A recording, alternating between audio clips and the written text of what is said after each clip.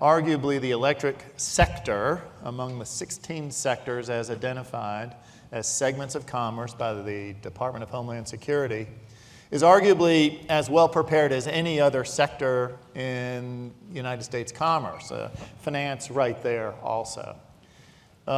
We continually are challenged with cyber issues, and when you think about cyber, in my view, you should think about cyber and physical terrorism jointly. Generally the really sophisticated attacks, the ones that could be really cataclysmic to the American economy, would likely be joint. When you think about how we array ourselves, what distinguishes the electric utility sector from other sectors is that the ESCC, Electricity Subsector Coordinating Council, very well done, is kind of hallmarked by the idea we have 20 CEOs from the sector. This includes investor-owned utilities, cooperative utilities, municipal utilities. We have 20 CEOs that are dedicated to handling different segments of the cyber issue and the terrorism issue.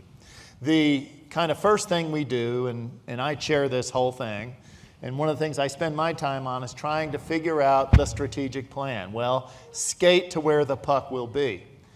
That is particularly challenging in this environment because this is a threat that consistently evolves. It always moves. You know, this is a little bit of an aspiration. But at the same time, it is something that we've always got to do. So if somebody ever says, I got it, they're wrong, they're lying. This is something that always evolves.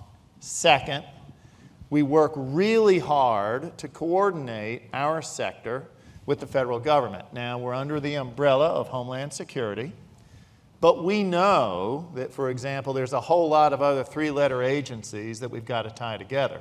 Particularly for us, the Department of Energy is kind of our sponsoring agency.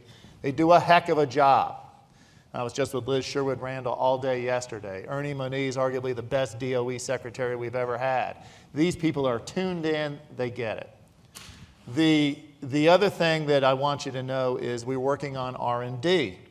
We're working on information sharing regimes. And so there's this tightly knit idea of how do we align government, how do we align our own sector, how do we think about cross-sector involvement. There's nothing, if you think about Sandy and what the implications were there, there's nothing about electricity that doesn't touch finance and water and telecom and transportation. We've got to tie all that together. Finally, there's this notion of state and local governments. I think here in Washington, we get centered on federal responses to everything. You all know that the boots on the ground are the ones that see the problem and generally solve the problem. So we've got to tie together all the fusion centers and all the local responses to how these things go. One last thing, international makes this all complicated. There's this guy, Peter Zeihan, who's written wonderful books about geopolitics and a variety of things. Latest book y'all should read is The Accidental Superpower. The notion that because we have two oceans on our side and other kind of natural riches, we're kind of insulated.